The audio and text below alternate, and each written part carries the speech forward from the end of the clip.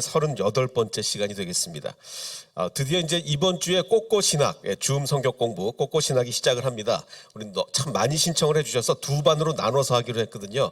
근데 한 가지 양해 구할 것은 목요일 반은 우리 청년들이 들어와야 되기 때문에 청년들이 일이 늦게 끝납니다. 그래서 밤 10시에 공부를 하니까요. 우리 좀 양해를 해주시고, 그래서 목요일 반, 화요일 반 이렇게 격주로 하니까 많이 기대해 주시면 감사하겠습니다. 이번 주에 목요일 반 시작을 하도록 하겠습니다. 자, 우리 지난번에 했던 거 좀 복습부터 좀 해보면요. 지난번에 예수님이 십자가에 달려 돌아가셨을 때 그 예수님의 시신을 요구한 분이 있었죠. 내가 내 묘지에 예수님을 모시겠다라고 한 분이 있습니다. 이분이 누구였다고 그랬죠? 아리마대 사람 요셉이었습니다. 자, 이 사람이 자기의 신변의 위험을 무릅쓰고 이 사람 굉장히 높은 신분이었는데, 요즘 한국으로 치면 뭐 장관이나 국회의원급 되는 아주 높은 사람이었는데, 자신의 신분의 위협을 무릅쓰고 이 일을 한 이유가 있죠. 그 이유가 뭐라고 그랬습니까? 이 사람이 대담하게 빌라도에게 가서 예수의 시신을 내어달라고 청했는데, 그 이유는 바로 이 아리마대 요셉은 하나님의 나라를 기다리는 사람이었기 때문에 그렇습니다. 간절히 하나님의 나라를 기다리다가 예수님이 오신 걸 보고 바로 이분이다, 이분을 통해서 하나님의 나라가 이루어지겠구나라고 생각을 한 거죠.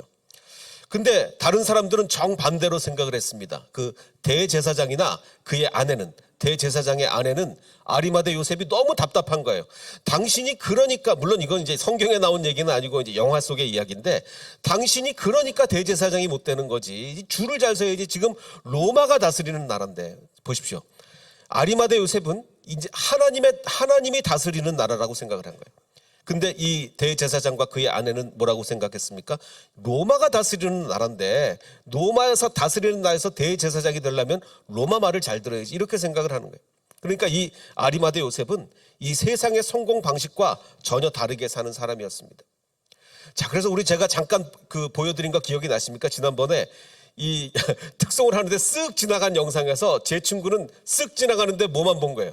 이 케이블 연결한 거. 이 전공이 그거니까 사람들은 자기가 관심 있는 게 눈에 보인다니까요. 자, 그러면 지금 아리마대 요셉의 눈에 들어온 것과 대제사장과 그 아내의 눈에 보이는 게 달라요. 하나님의 나라에 지극히 많은 관심을 가졌던 아리마대 요셉의 눈에는 뭐가 보입니까? 하나님 나라가 이미 온 것이 보이는 거. 예수님을 통해서 하나님의 나라가 왔구나. 자, 그런데 대제사장과 그의 아내 눈에는 하나님의 나라가 왔는데도 안 보입니다. 왜? 관심은 세상의 성공에만 관심이 있거든요. 그러니까 안 보여요. 눈에는 뭐만 보인다고? 자기가 관심이 있는 것만 보이는 거예요. 자, 하나님의 은혜에 지극히 관심이 많은 사람들은 뭐가 보입니까? 하나님이 우리에게 은혜 막 주시는 게 보이는 거예요. 근데 하나님의 은혜에 관심이 없는 사람들은 하나님이 은혜를 계속 주시는데도 하나님 언제 주실 겁니까? 계속 주시는데도 언제 주실 거냐. 그러니까 하나님 나라의 은혜에 관심이 많은 사람들은 요만한 게 하나님이 하셔도 눈에 다 들어오고 막 감사가 나오는 거예요. 근데 세상 것에 관심이 많으면 아무리 하나님이 은혜를 부어주셔도 언제 주실 거냐고 이러는 거죠. 자, 또 하나 중요하니까 계속 복습을 합니다. 막달라 마리아와 이제 사도 요한이 예수님의 빈 무덤에 갔다가, 물론 이것도 영화 속 이야기지만 빈 무덤에 갔다가 사도 요한이 빈 무덤을 보고 나와서 뭐라고 얘기를 합니까? 영화 속에서 아무것도 없더라. We found nothing. 아무것도 없네. 자, 그런데 아무것도 없다는 거는 어떤 시각이에요? 세상 나라의 시각이에요. 비었네. 텅 비었네. 그런데 하나님 나라에서 시각으로 보면 뭡니까? And everything. 무덤이 빈 것이 이제 모든 것의 시작인 거예요. 이것이 하나님 나라의 시작이 되는 것이죠. 자, 그래서 하나님 나라를 인식하지 못하면 이것은 그냥 텅 빈 무덤일 뿐입니다. 아무것도 없는 거예요. 하나님의 나라를 인식하고 이것을 보면 부활입니다. 모든 것의 시작이 되는 것이죠. 자, 그래서 이제 이 변화된 제자들, 예수님의 부활 승천, 그리고 성령의 충만, 오순절의 성령의 충만을 경험한 이 제자들은 이제 완전히 달라지기 시작합니다. 어떻게 하냐면, 자, 평생을 성전 문 앞에서 구걸을 하던 장애인이 있었어요. 이 사람은 한 번도 태어나서 걸어본 적이 없어요. 평생을 성전 문 앞에서 구걸을 하던 장애인에게 가서 이 제자들이 뭐라고 하면, 이제는 달라졌어요. 하나님 나라를 꿈꾸게 된 제자들은 하나님 나라의 희망을 이 사람에게 줍니다. 그냥 병만 고쳐주는 게 아니에요. 하나님 나라의 소망, 이제 완전히 달라진 세상을 이 사람에게 보여주는 겁니다. 그래서 일어나 걸으라. 그냥 일어나 걸으라가 아닙니다. 예수 그리스도, 나사렛 예수 그리스도의 이름으로 일어나 걸으라고 얘기를 합니다. 그러자 이 사람은 벌떡 일어나, 정말 한 번도 태어나서 걸어본 적이 없던 사람이 예수 안에서 일어나게 된, 놀라운 기적이 일어나게 되는 거죠. 그러자 이제 베드로는 설교를 합니다. 이 사도행전은 설교의 책이에요. 뭐 카운트하는 거에마다 조금 다를 수는 있으나 28개의 설교가 이 안에 있습니다. 베드로가 설교를 합니다. 자, 여러분은 생명의 근원이 되시는 주님을 죽였습니다. 여러분이 죽였습니다. 그러나 하나님께서는 그를, 예수를 죽은 사람들 가운데서 살리셨습니다. 이런 설교를 청중들에게 하는 거예요. 그러면서 이제 오늘 말씀의 핵심이 그 다음에 나오는데, 베드로가 말하기를 우리는 이 일의 증인입니다. 우리가 눈으로 목격했습니다. 예수 그리스도의 부활, 승천, 성령의 강림, 그 모든 것을 우리는 목격했습니다. 증인입니다. 목격했기에 우리는 전해야 된다. 이 말씀을 하고 있는 것이죠. 자, 그러자 이 대제사장이 굉장히 이제 심기가 불편하게 되었습니다. 대제사장이, 성경은 말하기를 제사장들과 사두개인들이 예수 안에 죽은 자의 부활이 있다고 백성을 가르치고 있는 그것을 싫어했습니다. 그렇죠. 지금 이 대제사장은 보십시오. 자기가 기득권을 이렇게 형성하고 있는데 어느 누구도 침입할 수 없는 대제사장으로서의 그 지위, 정말 뭡니까, 이 사두개인들로서의 지위가 있는데 예수님이 딱 오시면 이제 대제사장은 아무것도 아닌 게 되잖아요. 그러니까 예수님이 안 오셔야 되는 거예요. 이 사람들은 예수님이 오시면 안 되는 거예요. 싫은 거예요. 그래서 백성을 가르치고 전하는 것을 싫어했습니다. 자, 그런데 이제 여기서 이제 싫어했다는 단어를 조금 기억을 해두시고 나중에 다시 한번 나오니까, 그래서 어떻게 했느냐, 복음을 전하던 베드로를 잡아 가뒀습니다. 그들을 잡음에 날이 이미 저물었으므로 이튿날까지 감옥에 가두게 됩니다. 자, 그런데 영화에는 성경에 안 나온 이야기가 이제 또 영화에 나옵니다. 뭐라고 나오냐면 그냥 가둔 게 아니라 엄청나게 매질을 하고 막 몽둥이질을 하고 폭행을 한 다음에 잡아 가두게 됩니다. 자, 그럼 여기서 이제 의문이 들죠. 왜 이 영화에서는 성경에는 때렸다는 얘기가 없는데 여기서 왜 이렇게 때리고 난 다음에 잡아 가둔 것으로 영화는 표현을 했을까라는 이제 의문이 듭니다. 자, 제가 말씀드렸죠. 지금 이 TV 드라마, MBC에서 2015년인가 방송했던 이 TV 드라마가 첫 회, 2회까지는 막 시청률이 엄청났는데 갈수록 시청률이 왜 뚝뚝 떨어졌다 그랬죠? 재미가 없어서 갈수록 시청률이 뚝뚝 떨어졌는데, 이걸 신학적 눈으로 보면 굉장히 재미가 있어요. 이거를 왜 이렇게 표현했을까? 왜 이렇게, 신학적 눈으로 보면 아주 재밌거든요. 이 시청률이 더 올라가야 되는데 그거를 좀 설명을 드리겠습니다. 그러니까 제 생각에는 이게 다 신학자들하고 모여서 이제 상의해서 이제 이 프로그램을 만든 건데, 왜 이렇게 때린 것으로, 성경에 안 나오는 거를 때린 것으로 했을까? 그러니까 이건 제 추측입니다만 아마 이랬을 것 같아요. 왜냐하면 방금 제가 이 제사장들이 제자들의 복음 전하는 걸 그냥 싫어했다 그랬잖아요. 싫어했다. 그런데 그냥 우리나라 한글 성경에는 그냥 싫어했다라고 번역이 돼 있어요. 근데 이걸 이제 헬라어 원문을 보면 디아포네오라는 단어로 돼 있어요. 디아포네오. 자, 근데 이 단어가 뭐냐면 그냥 싫어한 게 아니에요. 똑같은 단어가 사도행전 16장에 나오는데 그때는 뭐라고 번역을 했냐면, 그때는 16장에는 심히 괴로워했다. 아주 몹시 싫어했다. 그러니까 이거는, 이 디아포네오라는 단어는 그냥 싫어한 게 아니라 정말 싫은 거예요. 정말 싫은 거. 자, 그러면 그래서 이제 아마도, 제 생각에는 아마도 이 TV 드라마 제작자들이, 이 제사장들이 이 사도들이 복음 전하는 걸 너무 싫어했으니 그냥 가뒀겠느냐, 때리고 가뒀겠지라고 아마 그렇게 해석을 하지 않았을까라는 이제 생각이 저는 든 겁니다. 어쨌든 영화에서는 때리고 잡아 가두게 됩니다. 그러자 이제 베드로는 완전히 막 얻어 터져가지고 피투성이가 돼서 감옥에 갇힌 거예요. 근데 영화를 보면 여기서 막 기쁨의 웃음을 짓습니다. 기쁨의 웃음. 어떻게 이럴 수가 있을까? 그 이유는요, 하나님 나라를 바라보면 고난 중에서도 기쁨이 있는 거예요. 왜 그렇겠습니까? 하나님 나라를 위해 내가 일을 했다는 기쁨이 고난을 압도하는 거죠. 내가 여기 다치면 얼마나 아프겠습니까? 막 얻어맞으면 얼마나 멍들고 아프겠어요. 근데 이 하나님 나라를 위해서 일했다는 그 기쁨이 이 육체적 고난을 압도를 하는 거예요. 압도를. 그러니까 막 기쁨의 웃음이 터져 나오는 거죠. 자, 제가 여러 번 말씀드렸지만 만약에 여러분들에게 선택이 가능하다고 하면 평생 세상 거 다 즐기고 다 누릴 거 누리다가 마지막 죽기 5분 전에 예수님 딱 믿고 돌아가시겠습니까? 아니면 평생 신앙생활 열심히 하다가 천국에 가시겠습니까? 만약에 선택이 가능하다면 어떤 걸 하시겠어요? 의외로 전도하다 보면 전자가 많아요. 전자가 아직은 내가 좀 뭐 나중에 믿어도 천국 간다며, 뭐 죽기 5분 전에 믿어도 천국 간다며. 그러니까 내가 지금 할 게 좀 즐길 게 많으니까 즐기다가 죽기 전에 믿겠습니다 하는 분 보신 적 있습니까? 없습니까? 저는 목사니까 많이 봤어요. 많이 봤는데 이게 아닙니다. 왜 그렇겠어요? 이 세상에 아무리 좋은 거를 경험해도, 예를 들어서 이 세상에서 제일 좋은 호텔이 어디죠? 제일 좋은 호텔? 모르겠습니다. 하여간 뭐 한 끼에 한 500불 더 비싼가? 밥 한 번 먹는데 한 뭐 1000불 되는 거기서 밥을 먹었다고 칩시다. 그 기쁨과 정말 교회에서 너무너무 은혜로운 예배를 드리고 교인들과 밥 먹는 기쁨, 어느 게 더 기쁘겠어요? 제대로 된 신앙인이면 후자가 훨씬 더 기쁜 거예요. 한 끼에 1000불이 문제가 아닌 거예요. 한 끼에 2000불, 3000불이 문제가 아닌 거예요. 정말 너무너무 예배를 정말 기쁨으로 잘 드리고 교인들과 밥 먹는 그게 더 맛있다니까요. 그러니까 그 기쁨을 제대로 아는 사람은 100번을 골라도 후자인 거예요. 100번을 골라도. 우리에게 그런 축복이 있을 줄 믿습니다. 우리 햇세드 교회가 그런 교회가 돼야 돼요. 자, 그래서 이제 또 영화의 이야기는 이렇게 진행이 됩니다. 영화는 그 열심당원들이, 즉 혁명당원들이 처음에는 빌라도를 죽이려고 하다가 빌라도 암살하는 데는 실패를 하고 다른 로마 군인을 그냥 죽였어요. 원래는 빌라도를 암살을 하려고 그랬어요.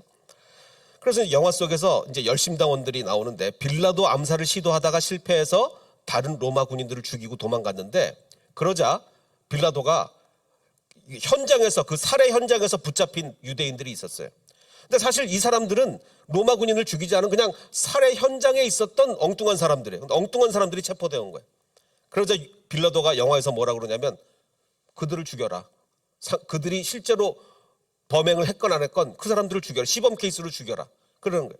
그래서 이 로마 군인들이 엉뚱하게 잡아온 사람들을 죽이면서 뭐라고 영화에서 뭐라고 얘기하냐면 그 암살자를 우리에게 니네들이 데리고 와라. 만약에 데리고 오지 않으면 이런 일을 자주 보게 될 거다. 그러면서 그 자리에서 아무 관계도 없는 사람들을 죽여버립니다. 그리고서 이제 빌라도가 뭐라고 얘기하냐면 나를 암살을 시도하려고 그랬단 말이지. 범인을 찾기 전까지 매일 유대인을 10명씩 십자가에 매달아라. 이렇게 영화에 나옵니다. 자, 그럼 여기서 이제 궁금증이 듭니다. 그래서 이제 실제로 이제 매일 10명씩을 십자가에 매다는 거예요. 유대인들을. 그럼 여기서 드는 궁금증이, 야, 이게 영화에서 이거를 좀 자극적으로 해야 시청률이 올라가니까 시청률을 올리기 위해서 자극적으로 만들어낸 얘기일까? 아니면 진짜로 이런 일이 있을 법했느냐? 그런 궁금증이 우리에게 든단 말이죠. 정말로 이게 현실에 이렇게 잔인한 일이 있었을까? 아니면 영화 이 시청률 높이기 위해서 그냥 자극적으로 만든 걸까? 궁금증이 든단 말이죠. 자, 이걸 해결하기 위해서 어떤 사건을 보면 되냐면, 그 나사렛, 우리가 예수님이 어린 시절부터 자란 동네가 나사렛이잖아요. 나사렛 근처에 어떤 도시가 있냐면 세포리스라는 어마어마한 대도시가 있습니다. 얼마나 큰 대도시냐면 이게 그 당시 갈릴리의 수도였어요. 이거 제가 지난번에 한번 얘기한 적이 있는데 이게 굉장히 나중에 발굴이 됐어요. 세포리스라는 우리가 뭐 그 기록만 봤지 진짜로 이걸 현장을 고고학적으로 발굴을 못했는데 정말 최근에 와서 이 세포리스 현장이 막 발굴이 된 거예요. 고고학적으로. 근데 발굴을 해보니 어마어마한 엄청 화려하고 대단한 도시였던 거예요. 어느 정도로 아마 이게 거리가 나사렛에서 가까워서 많은 신학자들은 예수님의 아버지 요셉이 그 집은 나사렛이고 아마 출근은 세포리스로 했을 거다. 10km가 안 되거든요. 출근은 세포리스로 했을 것이다라고 이제 추정을 할 정도로 가까운 도시인데 엄청나게 화려해요.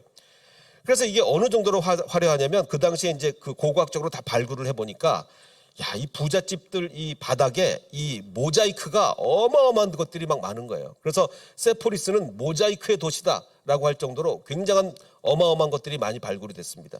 그 중에 제일 유명한 게 뭐냐면 굉장히 대단한 그 작품이 하나 있어요. 이걸 좀 확대해 보면 옛날에 보여드렸어요. 너무너무 이제 신비로운 여자의 모습이 있어서 이거를 별명이 뭐라고 그랬죠? 이거 갈릴리의 모나리자라 할 정도로 굉장한 도시였습니다. 세포리스가. 그러니까 예수님은 이 세포리스에 어릴 때 분명히 여러 번 가봤어요. 아마 뭐 나사렛에서 10km도 안 걸리니까 이 화려한 도시에 예수님은 어렸을 때 많이 가봤을 거예요. 자, 그런데 이 세포리스에서 나중에 어떤 일이 벌어졌느냐, 예수님이 이제 장성하신 후에 어떤 일이 벌어졌느냐. 장성하시기 전입니다. 예수님이 막 예수님이 어릴 때 무슨 일이 있었느냐. 자, 호적할 때가 언제입니까? 호적할 때는 예수님이 태어나실 때가 호적할 때잖아요. 호적할 때에 갈릴리의 유다, 예수님의 제자 유다 말고 이 갈릴리의 유다가 일어나 백성들을 꿰어 따르게 하다가, 뭐 로마 쪽에서 볼 때는 꿰는 거지만 이스라엘 쪽에서 볼 때는 독립운동을 한 거예요. 독립운동을 일으킨 겁니다. 왜? 이때가 마침 헤롯 대왕이 딱 죽었을 때거든요.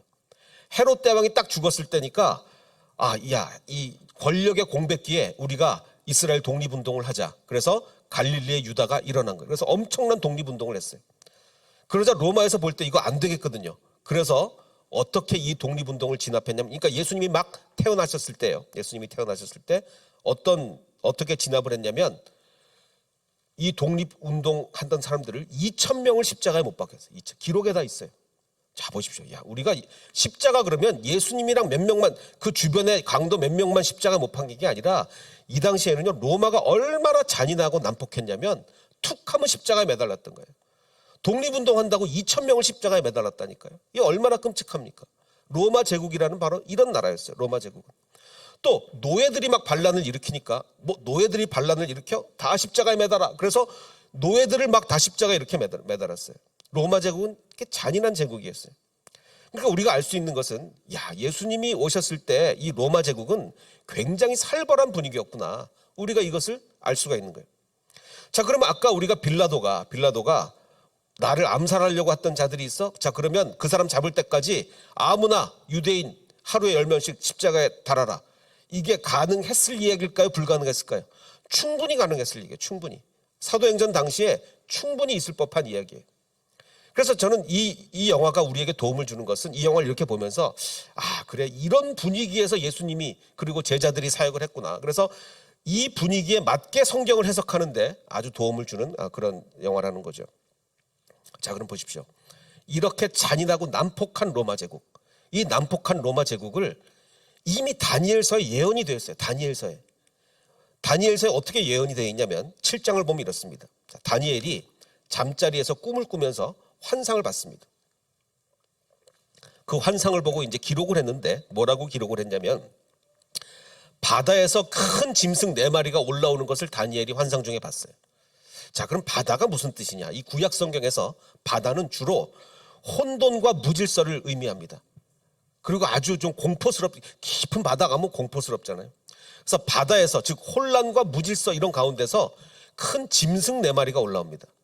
다니엘서가 말하는 짐승은 아주 예쁜 강아지 이런 게 아니고, 짐승은 뭘 의미하냐면 아주 폭력적인 존재. 다니엘서에서 아주 짐승이라 그러면 폭력적인 존재를 의미해요.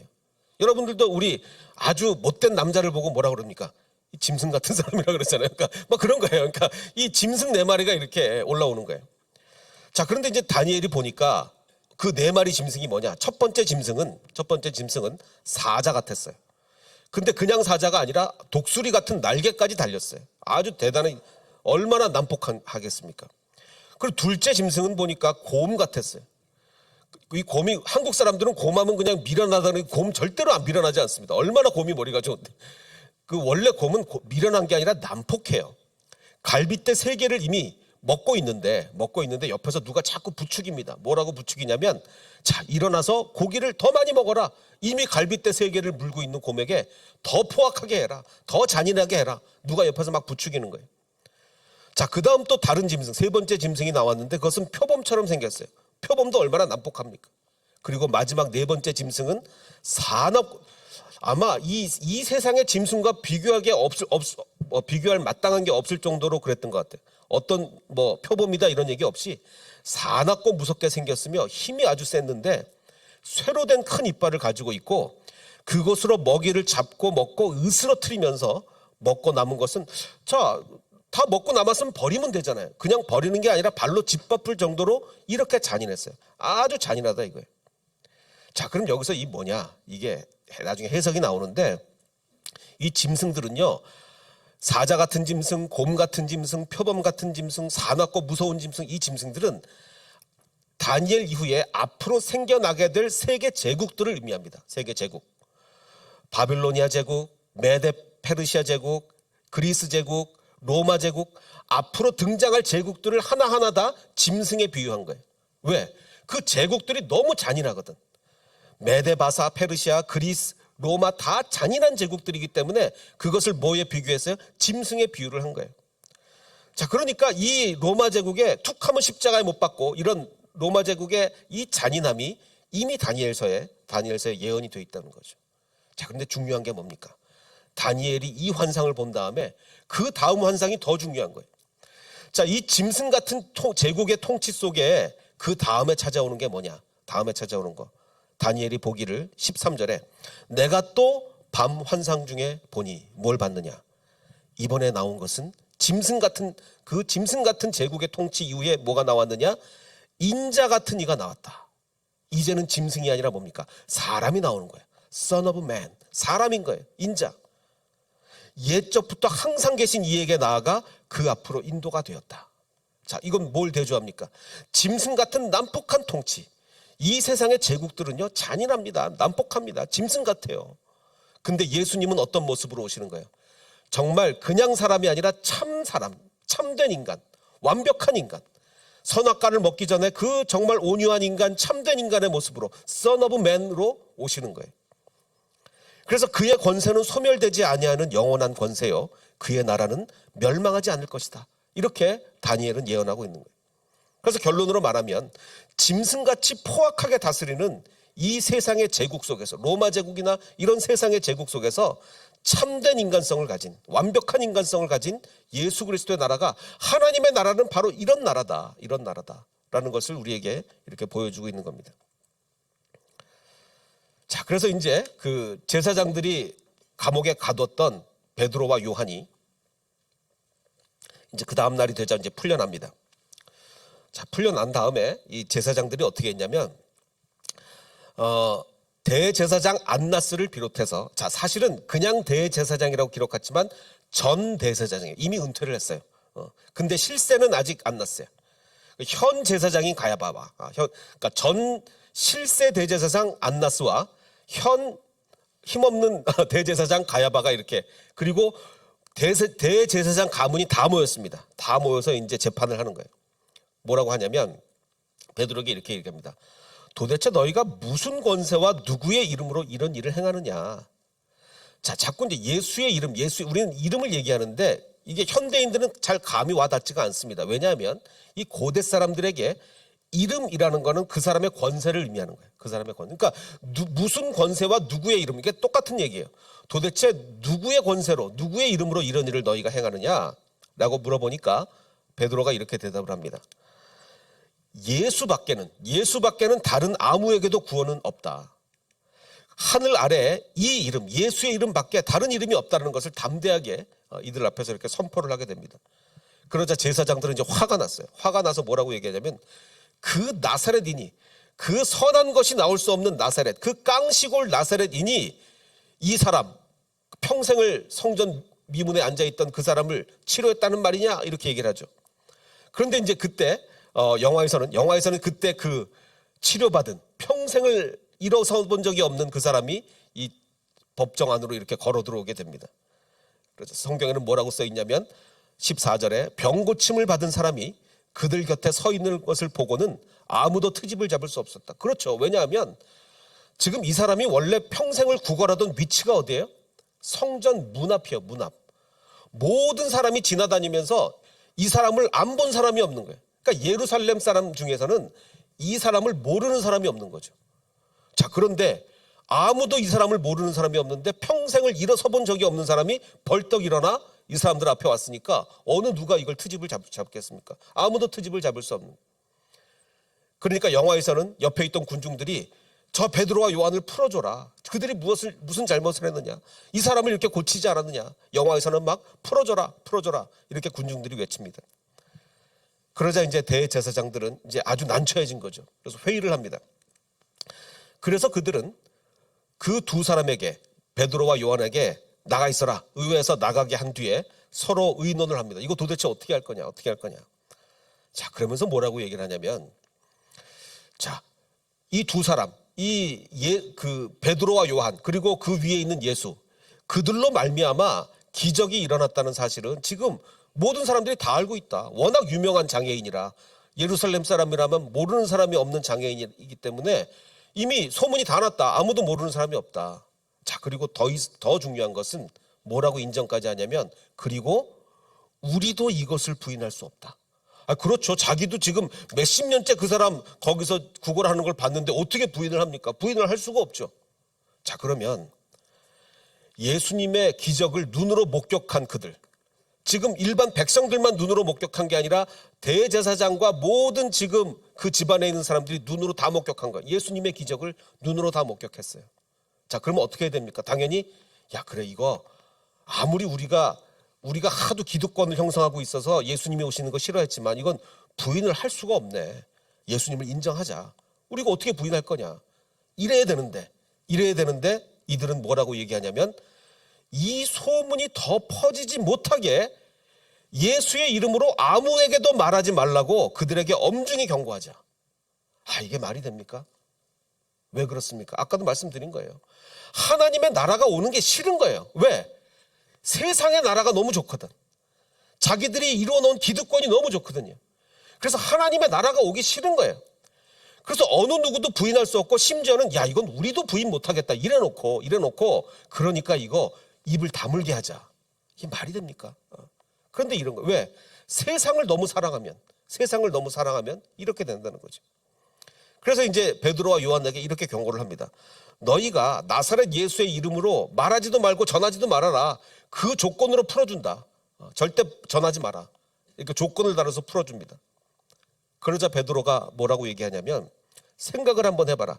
하나님 앞에서 너희의 말을 듣는 것이 하나님의 말씀을 듣는 것보다 옳은가 판단해봐라. 이렇게 아주 담대하게 베드로가 외치게 됩니다. 그러면서 오늘의 본문 말씀이죠. 이 얘기를 합니다. 우리는 보고 들은 것을 말하지 아니할 수 없다. 자, 지금 대제사장은 보고 들은 것을 자기도 말하지 않을 뿐만 아니라 다른 사람도 못 말하게 했어요. 믿고 싶지 않았어요. 보고 들은 것을 자기도 말하지 않고 다른 사람도 못 말하게 했어요. 그런데 베드로와 요한은 뭡니까? 우리는 보고 들은 것을 말하지 않을 수 없다. 우리는 전해야 된다라고 얘기하는 거예요. 그래서 결국은 나가서 사람들에게 복음을 전하게 됩니다. 우리는 보고 들은 것을 말하지 않을 수 없다라고 복음을 전하게 되는 거예요. 그래서 결국은 수천 명씩 예수님께 돌아오는 놀라운 기적의 역사가 일어나게 되는 거죠. 우리 지난주 수요일에 우리 김범준 목사님 오셔서 정말 좋은 말씀 전해주셨는데, 혼자 오신 게 아니라 누구랑 왔습니까? 우리 몽골인 교회를, 대전 몽골인 교회를 섬기고 계신데, 그 몽골인 형제 자매들이 왔어요. 그래서 특송을 부르는데 정말 제가 너무너무 감격을 했습니다. 이 몽골인 형제 자매가 부르는 이 찬양에 너무 감격을 했어요. 아무도 예배하지 않는 그곳에서 주를 예배하리라. 자, 보십시오. 이분들이 머나먼 땅 이 한국에 와서 주님을 예배하는 일이 정말, 자, 보십시오. 우리 옛날에 한국에서 이민 1세대들 얼마나 힘들었습니까? 예배하는 게 절대 쉽지 않습니다. 너무 몸이 고단하고 정말 힘들게 살고 있는데 예배하는 게 어떻게 이렇게 쉽겠어요? 마치 몽골 사람들도 마찬가지예요. 이 한국에 와서 이 차별받아가며 일하는 게 얼마나 힘들어요. 그런데 그 가운데 예배하는 것이 얼마나 힘들겠습니까? 그런데 아무도 예배하지 않는 그곳에서 주를 예배하리라. 이 찬양을 할 때 정말 제 마음이 움직였어요. 그렇구나. 정말 이들이 예배할 수 있게 해야 되겠구나. 우리는 보고 들은 것을 말하지 아니할 수 없다. 자, 이분들도, 이렇게 힘든 가운데 있는 분들도 자기가 경험한 하나님, 자기가 본 하나님, 자기가 들은 하나님을 전하고 있는데 우리가 어떻게 전하지 않을 수가 있겠습니까? 우리가 예수님을 보고 우리가 예수님을 들었다면 우리가 어떻게 전하지 않을 수가 있겠어요? 그래서 누구도 증거하지 않는 그곳에서 나 주를 증거하리라. 자, 여러분들 예수님을 보았습니까? 예수님을 느꼈습니까? 성령을 체험했습니까? 그럼 이제 우리는 어떻게 해야 됩니까? 우리는 증거해야 되는 거예요. 증거해야 되는 거예요. 우리가 보고 들은 것을 우리는 증거하지 않을 수 없다 라는 이 베드로의 고백, 그리고 이 몽골인 형제 자매들의 고백이 우리의 고백이 되기를 원합니다. 그래서 정말 우리가 담대하게 나가서 복음을 전하는 우리 헤세드 교인들이 되기를 주님의 이름으로 축원합니다.